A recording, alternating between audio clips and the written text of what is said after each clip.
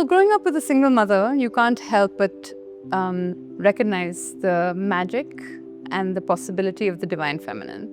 But aside from that also, it's a tremendous privilege to grow up in a country like India where love is a form of worship. You know, all of our gods and goddesses are in love with each other. And the feminine, in all her soft power, in all her nuances, in all of her 1008 names, is revered, is honored, is worshipped in all of the different manifestations that she comes with. The word Shakti actually means to be able.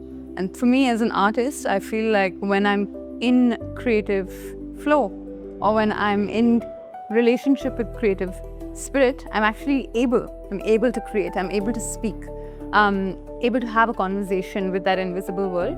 So I would say all of my work is definitely an ode to the feminine, a remembrance of the feminine, and simultaneously also a reclamation of love.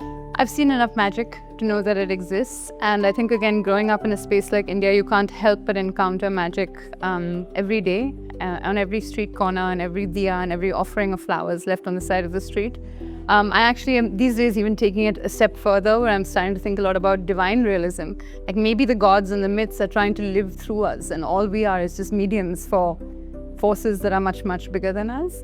So yeah, magic is a part of my everyday lived experience. I feel like the world is more magical than I can imagine. And when I say magical realism, and when I talk about magic, I'm not just talking about the supernatural, I'm talking about the natural. Like I think breath is magical. Like this entire series, Prana, is essentially looking at what breath does inside of my body, especially after all the years of the pandemic and the air pollution in Delhi, which is so dystopic. This is a remembrance of breath.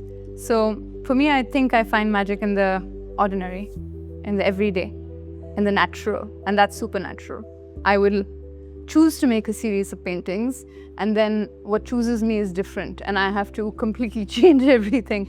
So it's the relationship that I think I have with the invisible world is very reciprocal.